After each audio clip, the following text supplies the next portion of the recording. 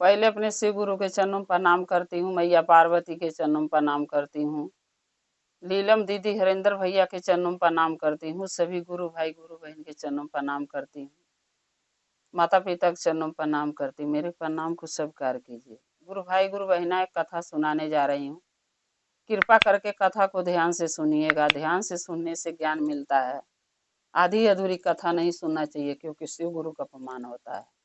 पूरा कथा सुनने से कथा के रहस्य के बारे में पता चलता है। कथा में क्या बताया गया उसका भी ज्ञान हो जाता है। इसलिए कथा को हमेशा पूरा सुनना चाहिए। अगर मेरा ये कथा अच्छा लगा तो आप कमेंट में लिख के जरूर भेजिएगा। चैनल को सब्सक्राइब कर लीजिएगा। जो भी मैं वीडियो नया डालती हूँ आपके पास पहुँचती रहे। आप हमारे वीडियो ऐसे ही देखते रहें। एक गांव में एक राजा रहते थे। वो राजा के एक लड़की थी, लेकिन राजा रानी जो थे महादेव के बहुत बड़ा भक्त थे, पुजारी थे। यानी भोलेनाथ से प्रतिदिन वो पूजा करते थे और भोलेनाथ से ही मांगते थे कि हे भोलेनाथ, मेरे बेटी के जीवन में एक अच्छा घर भर देना, ताकि उसके ऐसा लड़का उसके जीवन में आए जिससे हम उसके शादी कर सकें, उसकी खुशियां उसको मिल सके। जब वो लड़की धीरे धीरे बड़ी हुई तो राजा रानी जो थे,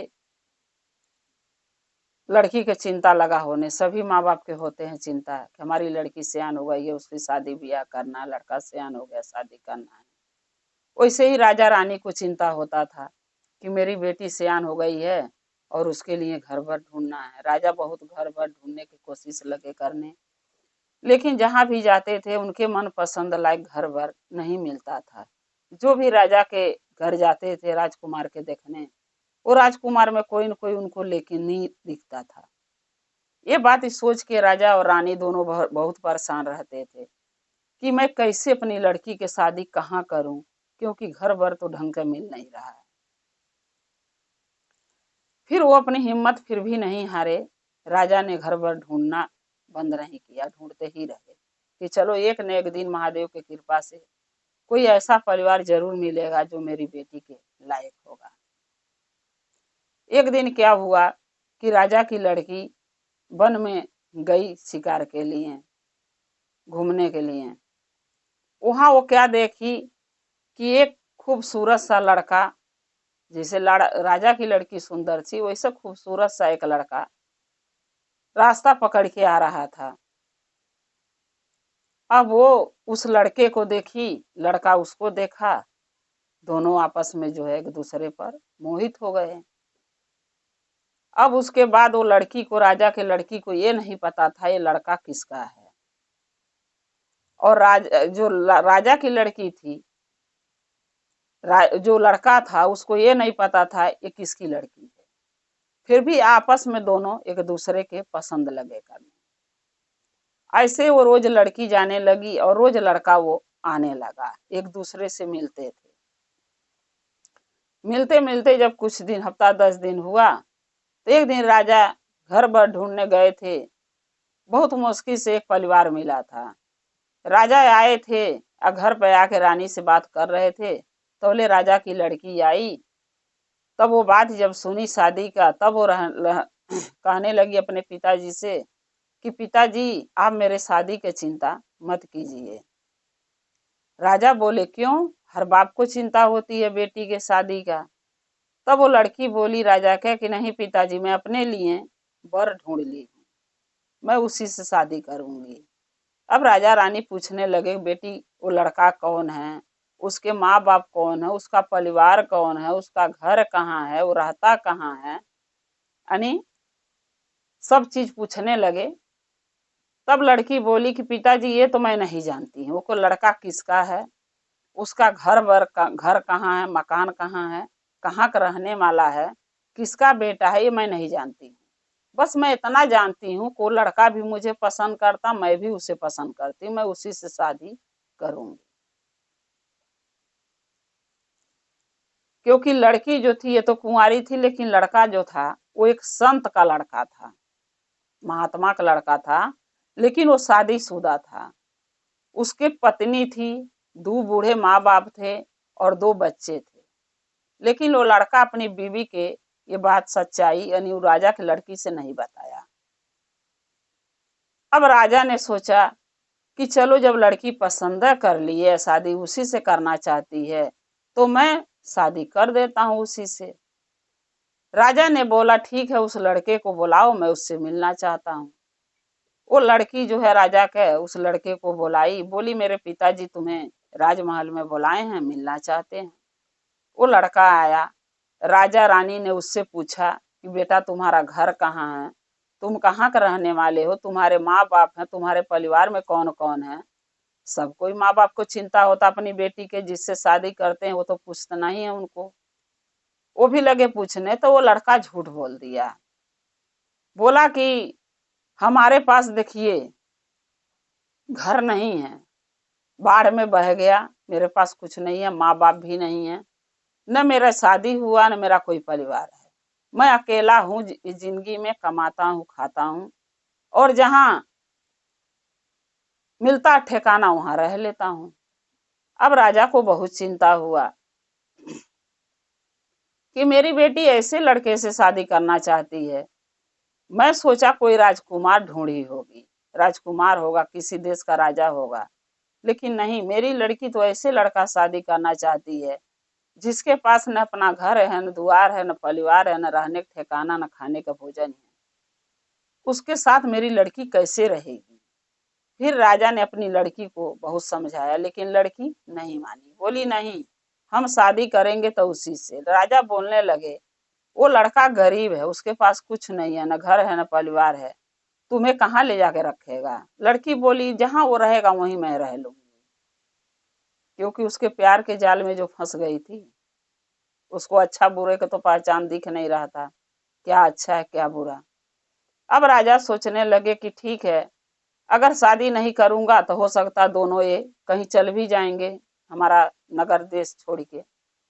राजा ने मजबूरी में आके लड़की की अपने शादी कर दी। फिर शादी के बाद राजा सोचने लगे कि चलो दामाद को महल में ही रख लेंगे। जब वो लड़के से बात किए कि बेटा शादी तो कर दी लड़की के, तुम यहीं रहो, बोला नहीं, मैं यहाँ नहीं रहूंगा, मैं बहुत खुददार हूँ, अब मैं जहाँ रहूंगा, जिस हालत में रहूंगा उसी हालत में आपके लड़की के लेके रहूंगा, लेकिन आपके दरबार में मुझे घर जमाई बन के रहना मंजूर नहीं।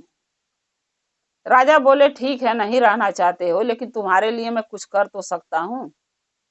राजा ने क्या किया, अपनी लड़की के नाम से आधा राजपाट दे दिया और उसके लिए एक महल बनवा दिए गांव से थोड़े दूर पर। बोले जाओ वहीं तुम दोनों रहना। अब दोनों ये राजा के लड़की और वो संत का लड़का दोनों रहने लगे। जब संत का लड़का अपने घर नहीं पहुंचा 2-4-10 दिन, तब संत को और संत के पत्नी को और उसकी बीवी को टेंशन लगा होने, चिंता लगा होने कि रोज तो ये जाते थे काम पर, चले आते थे घर, हफ्ता 10 दिन हो गया रहने आए नहीं, कहाँ रह गए। जब वो पता लगे लोग करने, तब उसकी बीवी के संत के बहू के पता चला कि मेरा पति तो एक राजा के लड़की से शादी करके और एक राजा के गांव में ही देश में ही रह रहा है, कोई बताया। फिर वो अब संत की पत्नी अरे बहू सोचने लगी कि चलते हैं अपने पति से एक बार मिल के पूछती कि ऐसा मैं कौन सा गुनाह करी, कौन सा पाप करी जो हमके छोड़ के, अब 2-2 को बच्चे छोड़ के, अपने बूढ़े माँ बाप के छोड़ के एक लड़की से शादी कर ली और उसके साथ रह रहे हैं। क्या ऐसी कमी हम लोगों के अंदर थी। जब ये बात वो पूछने के लिए गई, तो ये बात तो रानी की लड़की को पता नहीं था कि इसके परिवार है शादीशुदा, क्योंकि वो लड़का झूठ बोला था। जब वो गई तो वो लड़का तो उसका पति तो मिला नहीं, यानी एक तरह मान लीजिए कि राजा की लड़की मिलने नहीं दी, था वो घर ही में, बोली घर पर नहीं। तब वो बोली संत की बहू कि आप कौन हो। तब वो कहती है कि मैं उनकी पत्नी हूँ। तब वो संत की बहू बोली वो मेरा पति है, मैं उनकी पत्नी हूँ, उनके बूढ़े माँ बाप हैं, हमारे 2 बच्चे हैं, और आप कह रही हो मैं उनकी पत्नी हूँ। तब वो बोलने लगी लड़की राजा की कि नहीं, वो मेरे से शादी किया है, उसने बोला था कि मेरे कोई परिवार नहीं है, कोई बीवी बच्चा नहीं है, कोई कोई नहीं है मेरे पास, मैं अकेला हूँ। तो कैसे मैं मानूं कि वो तुम्हारे पति। तब संत की बहू बोली कि एक बार उनको बुलाओ। तब राजा के लड़की को समझ में आ गया कि लग रहा है ये सच बोल रही है, अगर वो आएगा तो सच बोल देगा तो हो सके अपनी पत्नी के साथ चला जाए। तब वो कह रही है राजा की लड़की कि नहीं, वो घर में नहीं था, वो घर ही में, लेकिन बहाना कर दी। तब संत की बहू बोली कि मैं घर में हेली के महल में ढूंढ लेती हूँ, नहीं है तो। तब वो बोली राजा की लड़की कि नहीं, मेरे महल में तुम नहीं हिल सकती। तुम होती कौन हो? ऐसे भिखारन, ऐसे फटा पुरान कपड़ा पहनने वाली औरत और मेरे पति को अपना पति बना रही है। तुम्हारे जैसे भिखारन बहुतेरे आती हैं। तुम सोची कि राजमहल में ठाट बाट से एक लड़का रह रहा, उसको अपने पति बना लूं, राजपाट हड़प लूं। सो मैं होने नहीं दूंगी, तुम्हारा यहाँ कोई पति नहीं रहता, भाग जाओ यहाँ से। राजा की लड़की उसको, औरत को, यानी संत की बहू के भला बुरा करके कह के उसको घर से खदेड़ दी, दुआरे से, दरवान से खदेड़वा दी। वो बेचारी चली गई रोते हुए। घर गई, सास ससुर यानी संत और उनकी पत्नी पूछे अपनी बहू से कि क्या हुआ, क्यों रो रही हो, मिला वो लड़का हमारा। तब वो सारी बातें बताने लगी, कैसे ऐसी बात है, वो राजा के लड़की से शादी कर लिए हैं और मुझे भूल गए हैं, वो मुझसे मिलना भी नहीं चाहते हैं, और राजा की लड़की मुझसे मिलने भी नहीं दी, और बोली हमके उल्टा सीधा बोल के भिखारन बना के, भिखारन बोली, दलिद्र बोली, उल्टा सीधा बोल के मुझे खदेड़ दी। तब संत और संत की पत्नी बोले कि बेटी चिंता मत करो बहू, महादेव पर भरोसा रखो, क्योंकि हमारे जो देवों के देव महादेव हैं वो तुम्हारे ऊपर दया एक दिन जरूर करेंगे। क्योंकि जो संत की बहू थी गुरु भाई गुरु बहिना, वो शिव महादेव के शिष्या थी, बहुत पूजा भक्ति आराधना महादेव का करती थी। क्योंकि बिना पूजा किए, नहा धो के, बिना पूजा किए, बिना उनका भक्ति किए, बिना उनसे दया मांगे महादेव से, बिना उनके भोग लगाए खुद भोजन नहीं करती थी। यानी महादेव के प्रति उसको बहुत भरोसा, बहुत विश्वास था। वही बात संत बोले कि जब तुम महादेव पर भरोसा करती हो, विश्वास करती हो, तो एक न एक दिन तुम्हारे साथ महादेव इंसाफ जरूर करेंगे। तुम्हारा पति तुम्हें मिले ना मिले, मेरा बेटा मुझे मिले ना मिले, लेकिन जो तुम्हारे साथ वो दोनों मिल किए, हमारा बेटा और राजा की बेटी मिल गई, वो कभी तुम्हारा आंसू व्यर्थ नहीं जाने देंगे, उसका इंसाफ महादेव जरूर करेंगे। अब वो बेचारी अपना भाग समझ के कि मेरे भाग में इतने ही दिन का पति के साथ था, अपना कमाने खाने अपने सास ससुर के, यानी संत के, संत की पत्नी के, अपने सास ससुर के साथ रहने लगी, दोनों बच्चों के लेके। धीरे धीरे वो बच्चा बड़ा हुआ, धीरे धीरे बड़ा हुआ तो उसका लड़का एक दिन बोला कि मम्मी आपने पापा को लेने गए, पापा आए नहीं, अब मैं बड़ा हो गया हूँ, अब मैं खुद जाना चाहता हूँ पापा को लेने, देखो पापा आते हैं कि नहीं।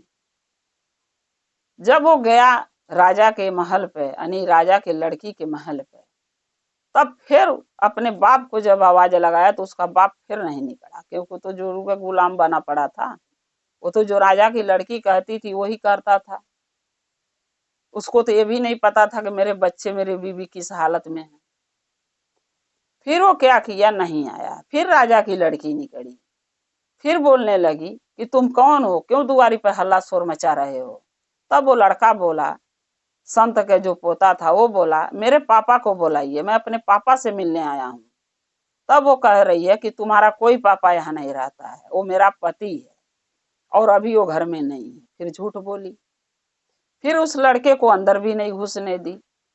वो लड़का बोला, देखिए हम 2 दिन से हम लोग खाना पीना नहीं खाए, मेरे पापा अकेले कमाने वाले थे, मेरे बूढ़े दादी दादा हैं और मेरी माँ है, मेरे हम 2 भाई बहन हैं, हमारे घर में कोई कमाने वाला नहीं है, हम लोग 2 दिन से भूखे हैं, हम अपने पापा से मिले बिना नहीं जाएंगे, क्योंकि हम मिल के उनसे पूछना चाहते हैं कि हमारा और हमारी माँ के, हमारे दादी दादा के क्या कसूर था जो हमको छोड़ के आपके साथ अपना परिवार बसा लिए, घर बसा लिए। तब राजा की लड़की कहती है कि नहीं, तू यहाँ से चला जा, नहीं तो मैं तेरे को उठा के फेंकवा दूंगी, क्योंकि तुम लोगों के जैसे भिखारियों के साथ हमारे पति नहीं जाएंगे। मैं उनकी पत्नी हूँ, वो मेरे पति हैं, उन्होंने बोला है कि मेरे पास कोई परिवार नहीं है, और जब से शादी करे हैं हमसे तब से कोई न कोई मुंह उठा के चला आता है और उनका परिवार बताता है। अब उस लड़के को अपने दरबान से फिर मारपीट के खदेड़वा दी। फिर वो लड़का रोते रोते घर चला गया। घर गया, फिर सारी बात अपने दादी दादा से बताया, अपनी माँ से बताया। फिर संत ने यही बात समझाया कि तुम लोग महादेव पर भरोसा रखो, उसके पास मत जाओ, वो तुम्हें भूल चुका है। बहू के बोले कि देखो बहू, हम लोग 4 दिन का मेहमान है, बूढ़ पुरानिया हुआ, आज हैं कल नहीं रहेंगे, लेकिन ये अपने बेटी और बेटा के साथ तुम्हें अपनी जिंदगी आज से बिताना है, क्योंकि वो तुम्हारा पति अब नहीं रह गया, वो किसी और का पति बन चुका है। न वो मेरा बेटा है, न इन बच्चों का बाप है, न तुम्हारा पति है, उसको भूल जाओ, और इन्हीं बच्चों के सहारे तुम्हें जीना है। बच्चों को पोस पाल के अच्छा बुद्धि ज्ञान दो, पढ़ाओ लिखाओ, और इन्हीं के सहारे तुम्हें जिंदगी बिताना। अब वो भी औरत ही अपना संत की जो बहू थी अपना भाग्य मान के रहने लगी। फिर क्या हुआ, जितने संत की बहू महादेव के पूजा आराधना करे, भक्ति करे, और यही कहे कि हे महादेव, हमें कुछ नहीं चाहिए, लेकिन मुझे इंसाफ चाहिए, जो मेरे साथ बुरा हुआ उसका इंसाफ चाहिए। अब रोज यही कहती थी, रोज पूजा करती थी, और जितना वो रोती थी उतने ही कुछ दिन के बाद जो राजा की लड़की थी उसके शरीर में छोटे छोटे छोटे छोटे घाव बनने लगे। जितना बूंद आंसू उसका चूता था बच्चे का और उसकी माँ का, उतने ही उसके शरीर में घाव बनना चालू हो गया, यानी घाव बन के सड़ना चालू हो गया। और जो संत का बेटा था उसका दिमाग धीरे धीरे पागल होने लगा। इसीलिए कहते हैं गुरु भाई गुरु बहना कि देखिए, अगर 3-4 चीज ऐसे होते हैं कि महापाप होता है, लेकिन लोग समझता नहीं। किसी का धन लेना, जबरदस्ती कब्जा करना, किसी को दुख देना, किसी का पति चोराना, किसी के बच्चे से बाप छीनना, किसी के बूढ़े माँ बाप से उनका बेटा छीनना, सबसे बड़ा पाप होता है। लेकिन ये बात को कोई नहीं समझना चाहता है। दुनिया यही कहती है, अरे मैं जवान हूं, मेरे को क्या दुख हो सकता है, मैं किसी के बारे में क्यों सोचूं।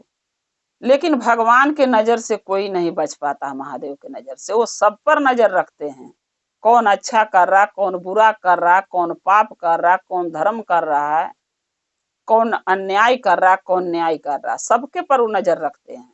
लेकिन इंसान क्या सोचता है, भगवान हमें देखने थोड़ी ना रहे हैं। अरे भगवान तो तुम्हें जन्म दे के इतना बड़ा कर रहे हैं पोस पाल के, तो भगवान तुम पर नजर नहीं रखे होंगे? नजर रखते हैं।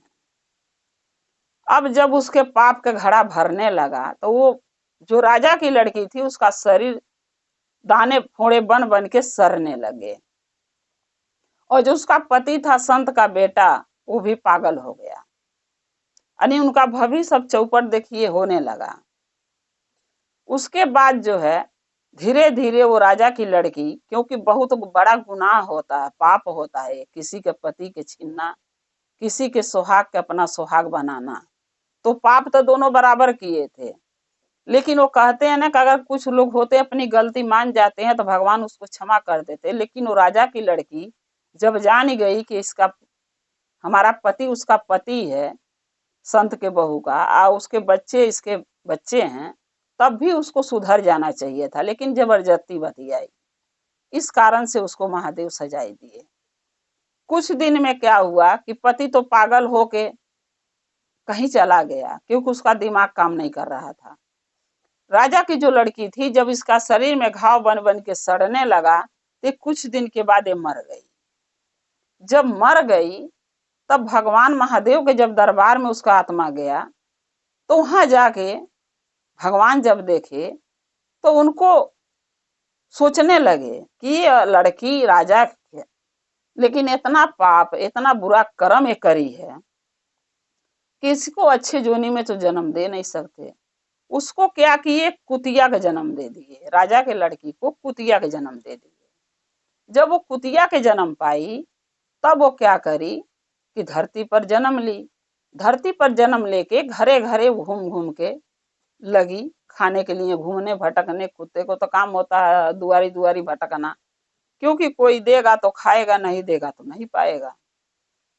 घरे घरे जब वो भटकने लगी तो उसको कोई रोटी देता था, कोई मारता था, कोई दौड़ाता था, कोई पीटता था, तो वो अपना चिल्लाती थी। जब कोई मारता था तो चेव चेव चेव चेव करके चिल्ला के, और जाके एक मंदिर था जंगल में, शिवलिंग था वहां पे छोटा सा, वहीं पे जाके वो मंदिर के सामने बैठ जाती थी और वहीं जाके चिल्लाती थी प्रतिदिन, जब कुतिया का जन्म हो पाई थे। एक दिन मैया पार्वती और महादेव कैलाश पर बैठे थे। तब मैया पार्वती महादेव से कहती हैं कि हे भोलेनाथ, एक बात बताइए, आप इतना बड़ा अन्याय क्यों करते हैं अपने भक्तों के साथ? तब महादेव बोले कि मैंने क्या किया पार्वती? तब मैया पार्वती कहती हैं कि ये जो कुतिया के जन्म आप दिए, ये तो ये राजा की लड़की थी, और राजा रानी तो बहुत पूजा पाठ आपके करते थे, लेकिन फिर भी उनके लड़की के ऐसे जन्म कुतिया के क्यों दिए? तब महादेव कहते हैं कि पार्वती, तुम्हें जब नहीं पता होता है तो तुम ऐसा सवाल क्यों करती हो? तब मैया पार्वती कहती हैं कि भोलेनाथ, आप बताइएगा तो जरूर मुझे पता चलेगा, आप तो कुछ बताते ही नहीं है मुझे। तब महादेव कहते हैं कि हे पार्वती, इसको कुतिया का जन्म क्यों मिला? इसके कर्म के अनुसार, क्योंकि अपने इंसानी रूप में जब इसको मैंने जन्म दिया था पृथ्वी पर, राजा के घर बेटी बन के जन्म ली थी, तो ये अपने जीवन में बहुत बड़ा पाप करी है, जो पाप माफी के काबिल नहीं था, जो हम इसको माफ कर देते। तब मैया पार्वती पूछ रही है महादेव से कि कौन सा ऐसा पाप करी है? तब भोलेनाथ बोले कि हे पार्वती, इसने किसी का पति चोराई, किसी का बाप चोराई बच्चों का, किसी बूढ़े माँ बाप से उसका बेटा चोराई और छीन के शादी करी और जबरदस्ती से उसके साथ रहने लगी। तब मैया पार्वती बोली कि गलती तो दोनों की थी, अकेले उसकी तो थी नहीं, जो लड़का उसके ऊपर मोहित हुआ तभी तो शादी करी। तो महादेव बोले हाँ, गलती तो संत का बेटा का भी था, लेकिन उसने गलती किया कि सब भेद छुपाया, अपने परिवार के बारे में बताया नहीं और इस पर मोहित होकर शादी कर लिया। लेकिन इसकी गलती ये था, जब इसको पता चला उसका परिवार है तो उसको भेजना चाहिए था उसके परिवार में, लेकिन इसने जबरदस्ती करी, भेजी नहीं, उसको बताई नहीं। सो उसके करनी की सजाई, संत के बेटा के करनी की सजाई तो उसको मिल गई है, क्योंकि वो पागल होके पता नहीं किस देश में कहाँ जाके भटक रहा है। लेकिन ये सबसे बड़ा पापी ये थी, क्योंकि एक सुहागिन से उसका सुहाग छीन ली, एक बच्चों से, दो बच्चों से उसका पिता छीन ली, दो बूढ़े माँ बाप से उसका बेटा छीन ली। सबसे बड़ी पापिन ये थी राजा की बेटी, जो कि इतना बड़ा पाप कैले के बाद भी वो कैसे अच्छा जन्म पाएगी। इस कारण से उसको कुतिया का जन्म दिया हूं, ताकि अपने पापों का प्रायश्चित कर सके। तब मैया पार्वती बोल रही हैं कि इसका उद्धार कब होगा? तब देवों के देव महादेव बोले कि देखो, पहली तो ये उद्धार का अपना रास्ता ढूंढ ली है, क्योंकि जब ये मार खा रही है किसी के घर से, घर में घुस रही है, लोग मार रहे हैं, तो ये रोते रोते भूखते भूखते जाके मेरे मंदिर के सामने बैठ के और मेरे शिवलिंग को निहारती है। उसी मंदिर के अंदर एक छोटा सा कुआं है, जहां शिवलिंग के लोग, भक्त लोग जब जल चढ़ाते हैं, दूध चाहे दही चाहे जल जो भी चढ़ता है उस कुएं में गिरता है, उस गड्ढे में, उसी मंदिर के अंदर गड्ढा है। फिर मैया पार्वती बोली उससे क्या होगा? तब महादेव बोले कि जब महाशिवरात्रि आएगी और महाशिवरात्रि के दिने जो भक्त लोग हमारे उस शिवलिंग पर जल चढ़ाएंगे और वो जल और दूध के जो नाली से बहता हुआ उस कुएं में यानी उस गड्ढे में गिरेगा, वो महाशिवरात्रि की जब एक कुतिया उस गड्ढे में 5 डुबकी लगाएगी, 5 बेर उस कुएं में कूद के नहाएगी, और जब कुएं से 5 बेर नहा के बाहर निकलेगी गड्ढे से और मंदिर के बाहर जाके जब अपना शरीर का पानी झाड़ेगी, तब इसका कष्ट और इसका पाप खत्म होगा, तब इसके पाप खत्म होंगे और तब इसका अंतिम दिन आएगा। उसके बाद इसका फिर मृत्यु होगा, जब ये मर जाएगी। क्योंकि जब वो पानी के छींटा किसी भक्त पर जाएगा और वो नहा के लोग आए होंगे मंदिर में जल चढ़ाने, वो भक्त एक ऐसा मिलेगा कि उसको खूब मारेगा, और जब मारेगा तो मरेगी। जब मर जाएगी उसके कारण से इसकी मुक्ति मिलेगी उसी इंसान से, और जब इसकी मुक्ति मिलेगी तब इसके अच्छे जोनी में फिर जन्म मिलेगा, तब इसका पाप कटेगा। तब मैया पार्वती बोलती है महादेव से कि हे भोलेनाथ, मैं आप पर वैसे ही शक करी, क्योंकि आप तो इंसाफ बहुत बढ़िया करते हैं। तब महादेव बोले कि क्यों नहीं करना चाहिए? बोली नहीं, करना चाहिए।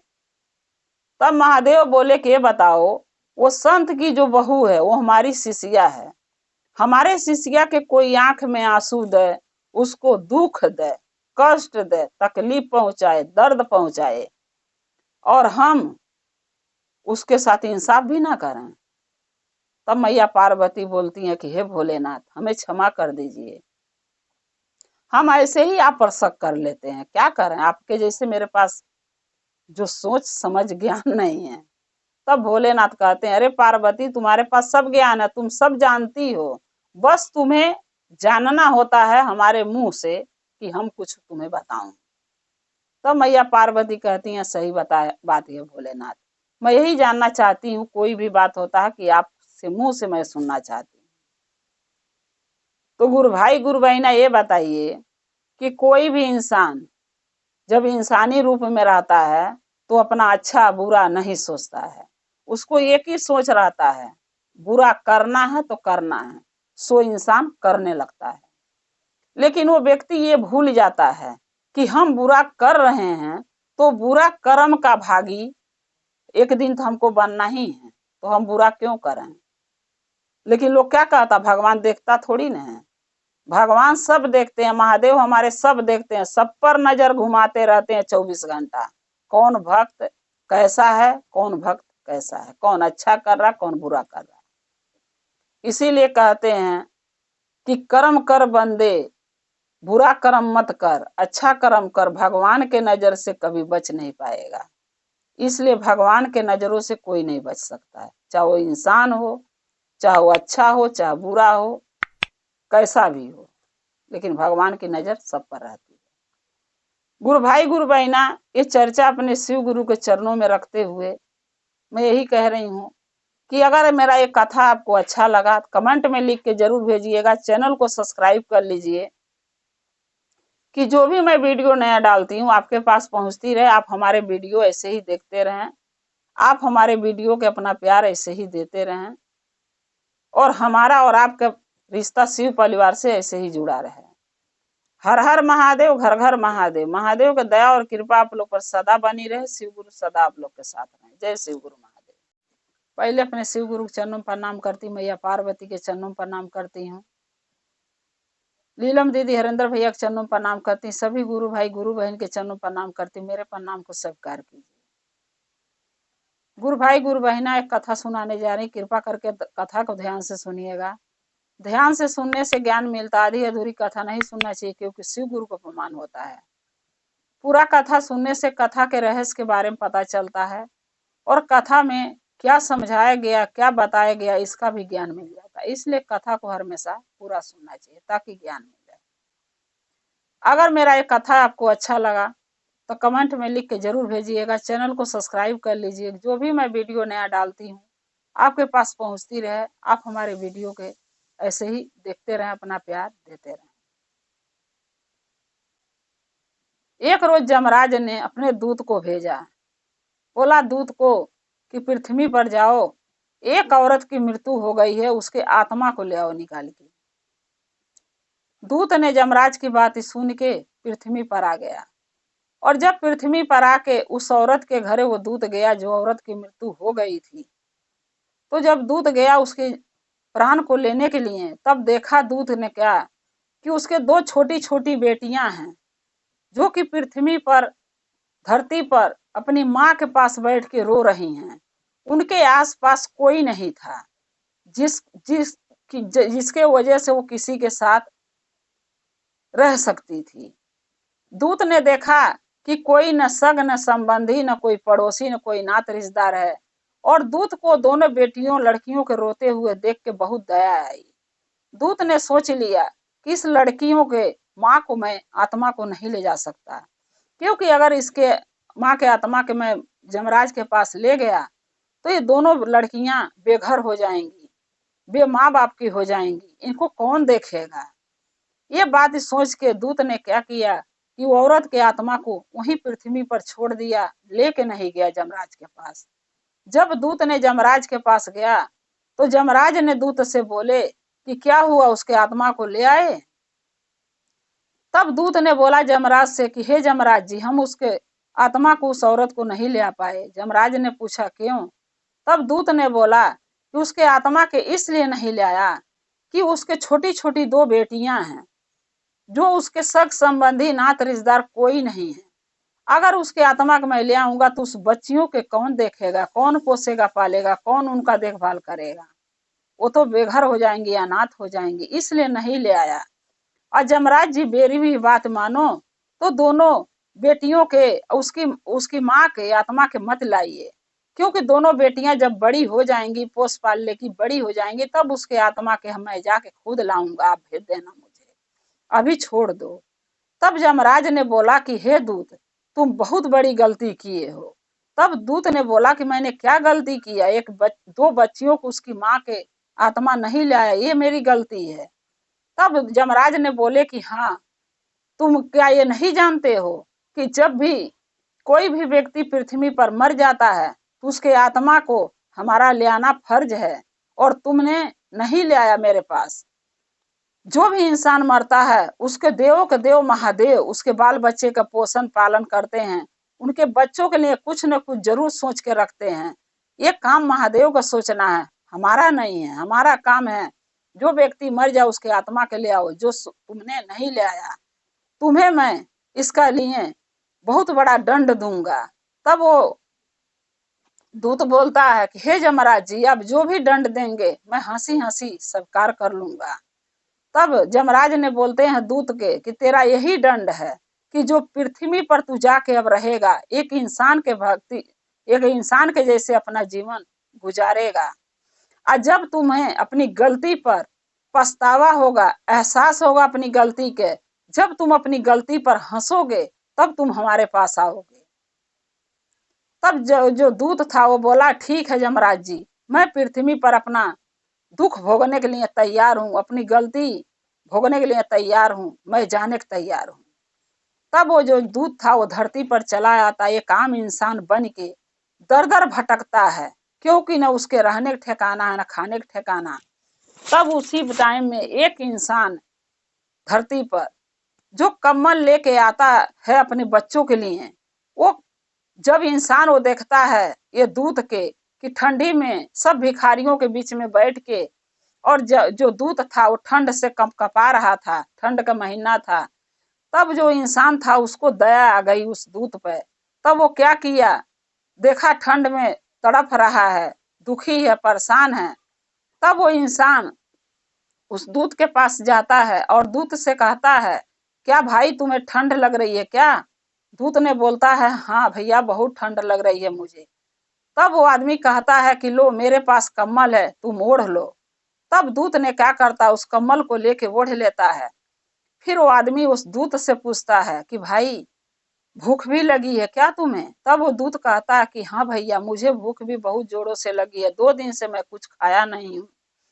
तब वो आदमी कहता है कि भाई फिर अपने घर लौट जाओ, मान लो कोई 1 दिन तुम्हें भोजन देगा, 2 दिन देगा, कितने दिन कोई तुम्हें खिलाएगा, अपने परिवार के पास लौट जाओ। अरे कोई बात विचार लड़ाई झगड़ा परिवार में हुई हो तो जाके सुलह कर लो, अपने बीवी बच्चे के साथ रहो, खुशी हंसी से रहो। तब वो दूत कहता है कि नहीं भैया मेरे पास तो कोई परिवार नहीं है, कोई बीवी बच्चे नहीं है, कोई घर मकान नहीं है, कोई खाने की व्यवस्था नहीं है, सो मैं कहाँ जाऊं? तब वो इंसान कहता है दूत को कि भैया फिर हमारे घर चलो, हमारे एक छोटा सा ही मकान है, लेकिन हमारे 2 बच्चे हैं, बीवी है, हमारे साथ रहना, हम आपको भोजन खिलाएंगे। आज जब कहीं काम धंधा लगेगा तो तुम कमा खा लेना अपना। तब वो दूत उस आदमी के साथ घरे चल जाता है। लेकिन उस आदमी को भी नहीं पता होता है कि ये कौन एक इंसान है कि दूत है। लेकिन उस दूत को भी नहीं पता है कि जिसके घर में जा रहा हूं वो क्या है, कौन सा जाति है, कौन बिरादर है, क्या काम करता, वो भी नहीं जानता है। तब वो इंसान दूत के लेके अपने घर जाता है। फिर उसकी पत्नी बोलती है कि तुम ये बताओ कम्बल ले आए, क्योंकि मैं तो तुम्हें पैसे दी थी बच्चों के लिए कम्बल लाने के लिए, वो कम्बल कहाँ है। तब वो आदमी कहता है कि अरे भाई, हमारे से ज्यादा कम्बल के ये भाई को जरूरी था। मैंने कम्बल लिया था, लेकर आ रहा था, ये भाई ठंड से परेशान थे, सिकुड़े हुए थे, कम कपा रहे थे, सो कम्बल मैं इनको दे दिया। तब उसकी वो और आदमी की औरत बहुत गुस्से में हो जाती है और भला बुरा अपने आदमी को लगती है बोलने कि तुम इंसान अच्छे नहीं हो, तुम अपने बच्चों के बारे में, अपने बीवी के बारे में नहीं सोचते हो, हमेशा दूसरे के बारे में सोचते हो। तब वो इंसान कहता है कि काहे इतना गुस्सा कर रही हो, जो इंसान दूसरे के बारे में सोचता है उसके बारे में स्वयं महादेव, देव के देव हमारे भोलेनाथ सोचते हैं। सो मैंने अपना कर्म किया, हमारे से ज्यादा इनको जरूरी था कम्बल के, मैंने दे दिया। और रह गया अपने बच्चों के लिए कम्बल लाना, तो कल फिर मैं मार्केट जाऊंगा और दुकान चलाऊंगा, और जब बिक्री होगा तो फिर मैं कम्बल बच्चों के लिए ले आऊंगा, तुम चिंता मत करो। जब ये बातें बोल देता है, बोल के तब अपनी पत्नी से वो आदमी बोलता है, वो इंसान, कि भोजन इनको दे दो, इनको भूख लगी है। और जब वो भोजन लेने घर में जाती है तब जो है दूत हंसने लगता है, क्योंकि उसकी गलती अपनी दिखने लगती है।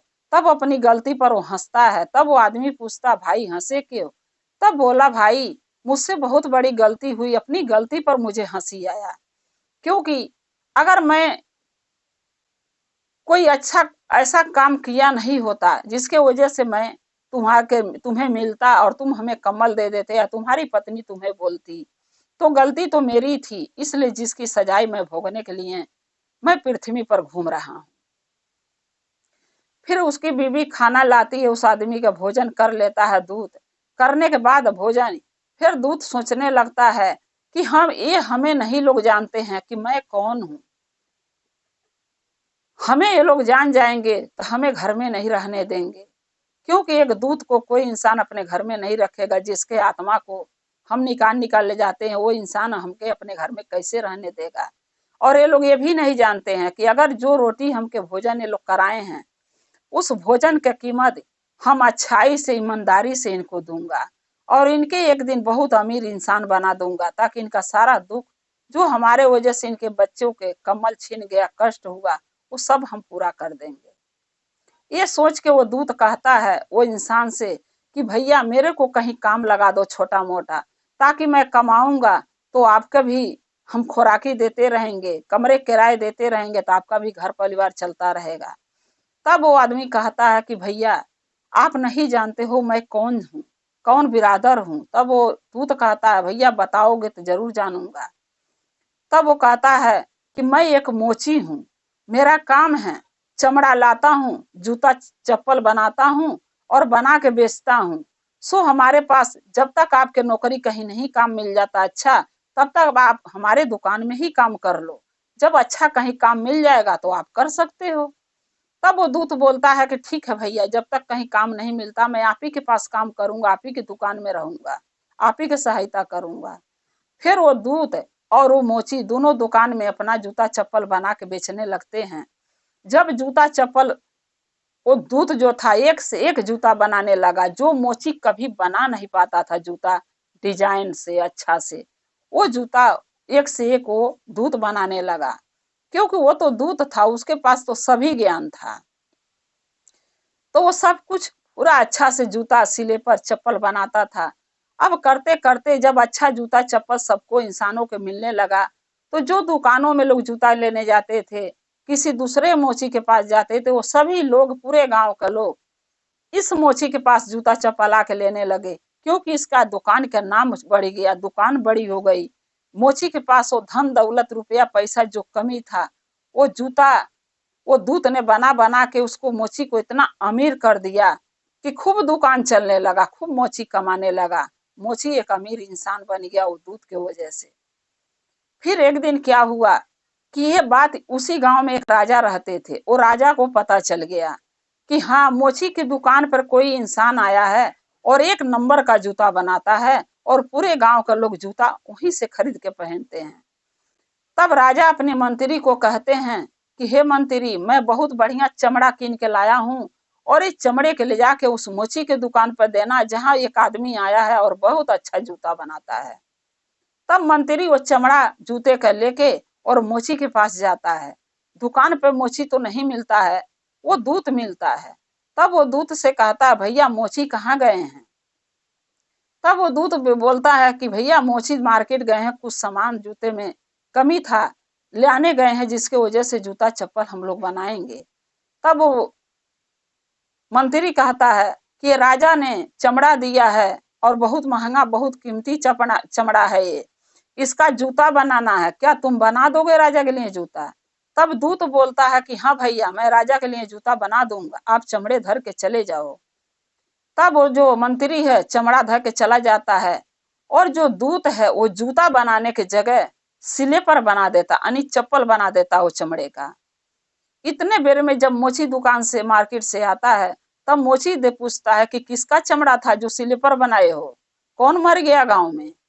तब वो दूत बोलता है कि नहीं भैया, कोई नहीं मरा है, ये तो राजा का चमड़ा था, मंत्री लाके मुझे दिया था, राजा के घर से चमड़ा आया है जूता बनाने के लिए, हमने गलती से स्लीपर बना दिया, मुझसे तो गलती हो गई भैया, मैं क्या करूं?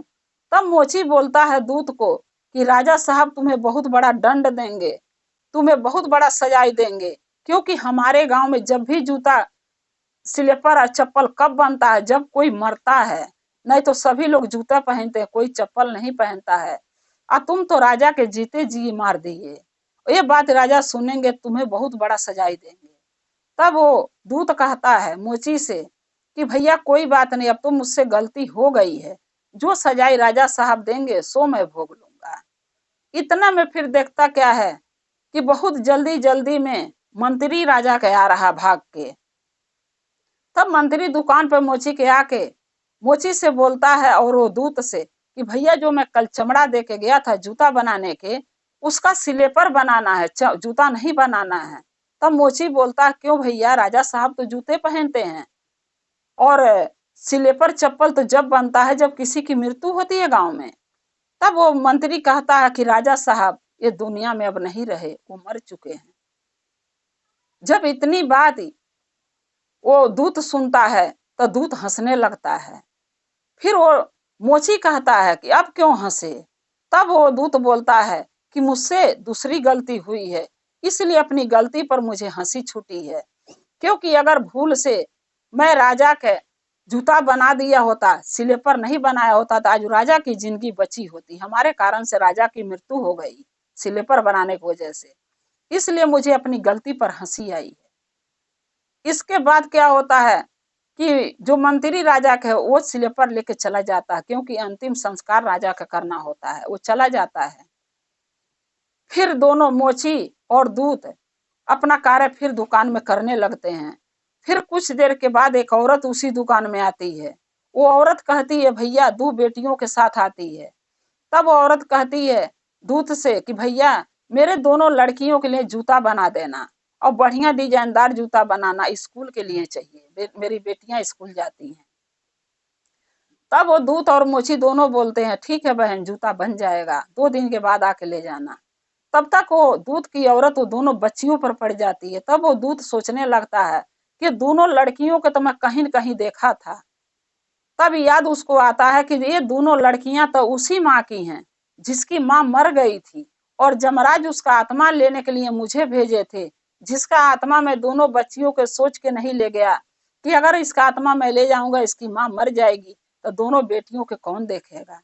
मैंने छोड़ के चला गया इसके माँ के आत्मा को, और वहां जाने के बाद जिसके कारण से मुझे जमराज जी ने दंड दिया कि तुम पृथ्वी पर जाके रहोगे, सो मैं पृथ्वी पर आके एक इंसान के रूप में, आम इंसान बन के दूत होके मैं रह रहा हूँ। तब वो दूत ने वो औरत से पूछता है कि बहन जी, बहन ये बताइए कि ये दोनों लड़कियां के आपकी हैं? तब वो औरत कहती है, नहीं भैया, ये दोनों लड़कियां मेरी नहीं हैं, लेकिन हम ये दोनों के गोद ले लिए हैं और दोनों की अपनी बेटी बना लिए हैं, क्योंकि मेरे पास कोई औलाद नहीं था, कोई संतान नहीं था, और मेरे पास धन दौलत इतना था कि उसका सुख विलास कौन करता है। इसलिए दोनों लड़कियों के मैंने गोद ले लिया, क्योंकि इनकी माँ इनके बचपन में मर चुकी है। जब इनकी माँ मर गई तो लड़कियां बेघर हो गई थी, कहीं कहीं भीख मांग के खा रही थी, कोई मार रहा था, कोई खिला रहा था, कोई खदेड़ रहा था। और जब हम गए ये लड़कियों को देखे तो मुझे इन लड़कियों पर बहुत दया आया। दोनों लड़कियों के मैंने गोद ले ली और दोनों के जब से अपने पास रखती हूँ, इनको पोस पाल रही हूँ, पढ़ा लिखा रही हूँ, इनका शादी ब्याह, इनका जीवन का परवस्ती मैं ही करूंगी। तब वो दूत फिर हंसता है, फिर उसको हंसी छूटती है। फिर वो औरत बोलती है कि भैया हंसे क्यों? मोची भी बोलता है, आप क्यों हंसे हो?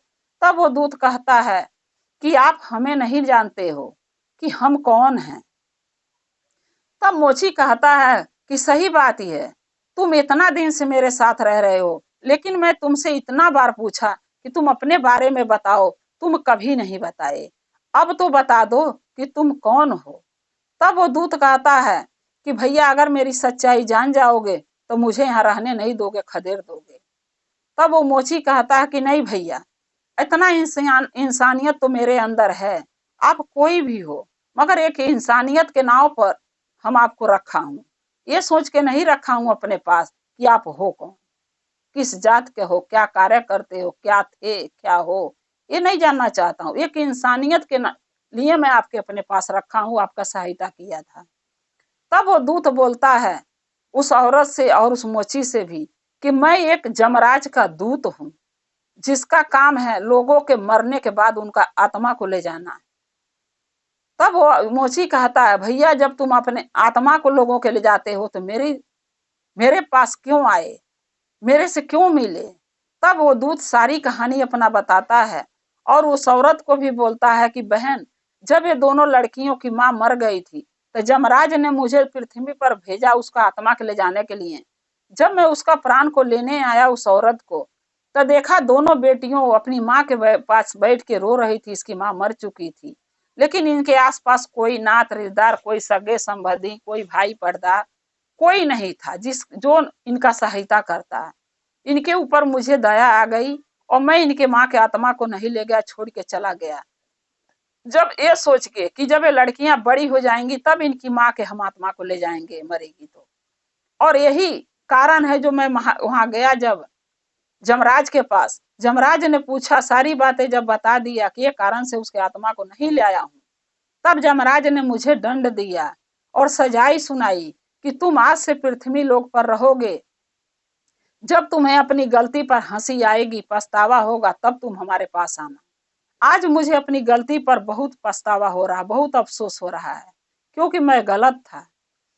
तब वो मोची बोलता है कि भैया क्या आप गलती किए थे, क्यों गलत थे? तब वो जो था वो जब मोची पूछता है, तब वो आदमी बोलता है कि भैया जब जमराज, दूत बोलता है, जब जमराज हमके बोले थे तो ये भी साथ में बोले थे कि जो भी इंसान धरती पर मरता है, पृथ्वी पर मरता है, और जब हम उसको आत्मा के ले आते हैं, तब वो इंसान के जो बेटी बेटा, बीवी बच्चे, उनका परिवार जो भी होता है, उसके लिए कुछ न कुछ महादेव कैसे न कैसे जीने का, रहने का, खाने का, रहने का ठिकाना उसके लिए जरूर सोचते हैं, तभी वो इंसान की मृत्यु देते हैं। लेकिन ये बात जमराज के मेरे समझ में नहीं आया, इसलिए मैंने मना कर दिया उसका आत्मा के ले जाने से। मैं सोचा जमराज जी झूठ बोल रहे हैं, ऐसा कैसे हो सकता है? छोटी छोटी बेटियां बच्चियां हैं, उनको कौन देखभाल करेगा, उनका अपना कोई नहीं है, जिसके कारण से मुझे सजाई मिली। हम आके तुम्हारे को मिला, तुम्हारे घर में रह रहा हूँ, मोची से बोला दूत। तब मोची बोलता है कि भैया सही बात है, जो भी व्यक्ति मिलता है, मरता है धरती पर, पृथ्वी पर, उसके परिवार के लिए, उसके बेटी बेटा के लिए, उसकी पत्नी के लिए, उसके पति के लिए महादेव जरूर कुछ न कुछ सोचे होते हैं, कोई न कोई रास्ता जरूर निकालते हैं को कैसे जिएगा, कैसे खाएगा, कैसे रहेगा। ये तो हमारा और आपका वहम है कि हम लोग ये सोचते रह जाते हैं कि उसके छोटे छोटे बच्चे, उसकी माँ मर गई, उसके बच्चे कैसे रहेंगे, उसके छोटे छोटे बच्चे, उसका बाप मर गया, उसके बीवी बच्चे कैसे रहेंगे। हमारी गलतफहमी है जो हम लोग सोचते हैं, क्योंकि सोचने वाला, करने वाला, देवों का देव हमारे महादेव हैं, भोलेनाथ हैं, कालों का काल महाकाल हैं। वो सब कुछ जानते हैं और सब कुछ करते भी हैं कि इसके घर में ये इंसान को मैं मर गया है तो उसका पालन पोषण कैसे होगा। वो महादेव सबके लिए कुछ न कुछ सोच के रखते हैं। तब वो दूत बोलता है कि भैया आज मेरे गलती पर मुझे पछतावा हुआ कि मैंने गलत किया। अगर इसके माँ के आत्मा को मैं ले जमराज को दे दिया होता तो मैं आपके पास नहीं आता, आपसे मिलता नहीं और इतना दर दर के मैं ठोकर नहीं खाता। अगर उसकी माँ के मृत्यु नहीं होती तो एक धनवान के घर में दोनों बेटी जाती नहीं, एक अमीर के घर में, और ये बेचारी गोद नहीं ले पाती, इसके पास कोई संतान नहीं था, सुख विलास करने के लिए धन दौलत पर कोई वारिस नहीं था। इस बेचारी की दोनों बेटियां मिल गई, इसकी भी गोद भर गया और उसकी माँ को भी मुक्ति मिल गया। तो हमसे गलती हुई जिसकी वजह से हमें सजाई जमराज ने दिया। अब मेरी अपनी गलती पर हंसी आई है, मेरी गलतियां पूरी हो गई, अब मैं जमराज के पास जा सकता हूँ। तब जो दूत था वो जमराज के पास चला गया फिर दोबारा, और जो मोची था उसको तो अमीर बना दिया था दूत ने, जूता चप्पल बना बना, वो बेचारा तो अपना हंसी खुशी अपने परिवार के साथ कमाने खाने लगा। और दोनों लड़कियों के अपना एक माँ मिल गई जिसके वजह से उनका भी दुख के बादल छट गए और खुशी मिल गई दोनों लड़कियों को। इसीलिए कहते हैं गुरु भाई गुरु बहना कि हम लोग अफसोस करते हैं, दुख होता है, क्योंकि हम इंसान हैं, हमारे अंदर एक ऐसा दिल भगवान बनाए हैं जिसको हर इंसान के लिए दुखी हो जाता है देख के। लेकिन नहीं, अगर महादेव हमारे साथ कुछ बुरा करते हैं, कुछ बिगाड़ते हैं, कुछ गलत होता है तो हमारे कर्मों के अनुसार होता है। हमारे कर्म में वो चीज लिखा है कि कौन इंसान कब मरेगा और कितना दिन जिएगा। तो ये चीज के हम अफसोस करते हैं। लेकिन हमारे देव के देव महादेव जो हमारे शिव गुरु हैं, वो हर इंसान के लिए, चाहे वो बच्चा हो, चाहे बूढ़ा हो, चाहे जवान हो, उसके लिए कहीं न कहीं व्यवस्था जरूर सोच के रखते हैं कि एक माँ बाप नहीं रहेगा, इसका आदमी नहीं रहेगा, इसका बच्चा नहीं रहेगा, इसका पति नहीं रहेगा, तो इसको कैसे जीना है और कैसे अपने जीवन गुजारना है। तो इसलिए गुरु भाई गुरु बहन हमें सोचने की जरूरत नहीं है, हमारे देव के देव महादेव हैं ना, जिन पर हमें भरोसा विश्वास करके रहना चाहिए और जीना चाहिए।